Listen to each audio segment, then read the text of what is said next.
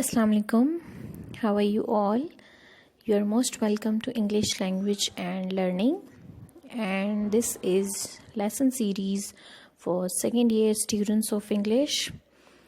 I have started Goodbye Mr. Chips, and I have started elaborating chapter one by one. So this is chapter 2, and I am going to deliver you the main points. But before you move towards the lesson, let's subscribe the channel and hit the bell icon so you can get the further videos. And one thing more, if you happen to watch the video or learn anything, you can tell me in comments. And if you want to learn anything else, or if you couldn't understand anything from the chapter, from this novel, you can ask in the comment box. Okay, moving forward to the second chapter. In this chapter, we are going to study about Brookfield School. Yes, the school where Chips served for more than 50 years and where he spent his days and nights. Like in the end, he became the school himself. کہ وہ پورا بروکفیلڈ بن گیا تھا. تو اس کا جو ہے پڑھنا وہ بھی ہمارے لیے بہت ضروری ہے. So talking about the structure of Brookfield. It was situated behind a rampart of ancient elms. Lake Brookfield russet under its autumn mantle of creeper. A group of 18th century buildings centered upon a quadrangle, and there were acres of playing fields beyond. Then came the small dependent village and the open fen country. ہمیں بروکفیلڈ کے بارے میں بتایا جا رہا ہے کہ یہ ایک قسم کے درخت ہیں ایلمز. ان کی فصیل کے پیچھے بروکفیلڈ واقع تھا جو موسم خزاں کی بیلوں کے غلاف کے نیچے سرخی مائل دکھائی دیتا تھا، اور یہ 18ویں صدی کی عمارتوں کا ایک گروہ تھا. اس کے صحن کے درمیان میں موجود تھا اور اس سے آگے ایکڑوں پر پھیلے کھیلنے کے میدان تھے. اور اس کے بعد جو ہے ایک اسی سے ڈپینڈنٹ یعنی اسی سے جڑا ہوا ایک گاؤں تھا، اور اس سے آگے کشادہ دلدلی علاقہ تھا، دلدل والا یعنی پانی والا، کیچڑ والا، اس طرح کا. بروکفیلڈ جو تھا وہ ویدر بائی نے جیسے کہ ہمیں بتایا تھا کہ ایک اولڈ فاؤنڈیشن ہے، تو یہ ایلزابیتھن کے دور میں بنا تھا.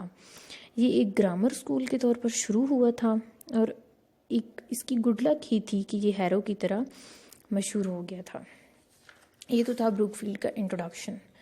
اب ہم دیکھتے ہیں کہ جو بروکفیلڈ ہے وہ کس طرح کا اسکول تھا. تو یہ ہمیشہ سیکنڈ رینک کا ایک اچھا اسکول رہا. That it remained a good school of second rank. کبھی کبھار اس کی شہرت بہت اوپر چلی جاتی یعنی کہ بہت مشہور ہو جاتا، اور کبھی کبھار جو ہے اس کا اسٹیٹس بہت لو ہو جاتا، ٹو نان ایگزسٹنس یعنی کہ ایگزسٹ ہی نہیں کرتا. پھر جو اس کا ہیڈ ماسٹر ہے ویدر بائی، اس نے بہت زیادہ کوشش کی اس کو اچھا کرنے کی، فیمس کرنے کی، اور وہ اتنا ہی کامیاب ہوا کہ یہ سیکنڈ رینک تک اسکول رہا.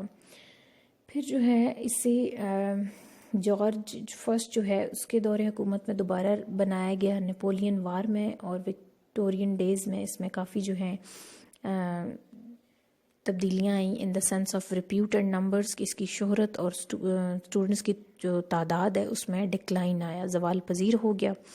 لیکن پھر جو ہے اسے ریسٹور کیا گیا ویدر بائی نے 1840 میں. اس کو کافی کوششوں سے ریسٹور کیا، لیکن پھر بھی جو ہے یہ سیکنڈ رینک کا ایک اچھا اسکول رہا.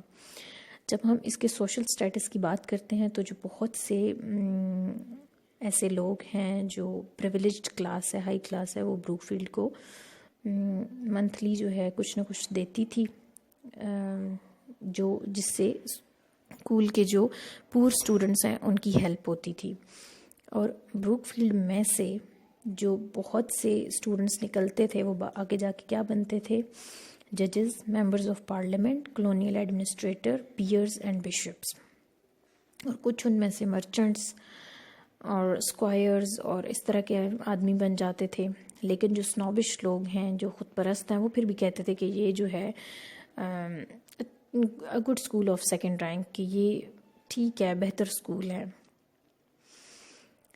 دین جو ہے اگر یہ بہت اچھا اسکول ہوتا تو یہ چپس کو نہ لیتا، چپس اور جو بروک فیلڈ ہے وہ ایک ہی قسم کے اسٹیٹس کے تھے، کیونکہ چپس کا جو اسٹیٹس تھا وہ اتنا اچھا نہیں تھا، اتنا ریلائبل نہیں تھا under all conditions. And to talk about his degree was a mediocre degree, یعنی کہ وہ بہت ہائی پروفائل ڈگری نہیں تھی بلکہ میڈیوکر ڈگری تھی، اور اس کا جو ڈسپلن تھا وہ بھی ہر کنڈیشن میں ریلائبل نہیں تھا. اسی لیے بروک فیلڈ میں وہ میچ کر گیا اور وہاں اس نے اسٹے کر لیا. پھر ہم اگر بات کرتے ہیں مسٹر چپس کی، جیسے کہ وہ 22 کی ایج میں اس نے اپنا کریئر سٹارٹ کیا، تو اس کے جو ارلی ایمبیشنز تھے وہ بہت ہائی تھے. وہ سب سے پہلے ہیڈ ماسٹر بننا چاہتا تھا، پھر وہ کسی اور بہت اچھے اسکول میں جا کے سیٹل ہونا چاہتا تھا، اپنے آپ کو فلرش کرنا چاہتا تھا. لیکن آہستہ آہستہ اس نے حقیقت کا پردہ دیکھا تو اسے پتہ چلا کہ اس کی ڈگری بہت اچھی نہیں ہے اور اس کا ڈسپلن بھی کو بہت خاص نہیں ہے کہ آڈ سرکمسٹانسز میں ورک کرے. تو اس نے فیصلہ کر لیا کہ اب وہ بروک فیلڈ میں جو ہے اسٹے کرے گا. پھر اگر ہم دیکھتے ہیں کہ بروک فیلڈ میں اسے اچھے اسٹیٹس ملے، 40 سال کی عمر میں اسے ڈین آف دا اسٹاف بنا کے دیا گیا. 50 سال کی عمر میں ہی was made the dean of staff. 60 سال کی عمر میں ایک یوتھفل ہیڈ کے انڈر وہ پورا بروک فیلڈ بن چکا تھا، اور ایٹ دا ایج آف 65 ہی got his retirement. And at his retirement in 1913 when he was turned to 65 وہ ریٹائر کیا گیا، اور اسے کیا کیا پیش کیا گیا. he was presented with a check, a writing desk, a clock. اور پھر جو ہے after his retirement he started living across the school at Mrs. Wickett، اور اس کا جو ڈنر تھا that was well arranged and he was given 3 chairs، یعنی اسے بہت داد و تحسین دی گئی. A decent career decently closed. End of his job, but this was not an end at all. ابھی بہت کچھ ہونا باقی تھا.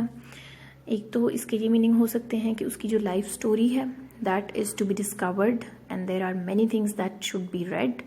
So stay connected and keep watching. اب نئے جو چیپٹرز ہیں more interesting way میں آپ کو ڈیلیور کیے جائیں گے. If you find anything insufficient so please tell. Bye.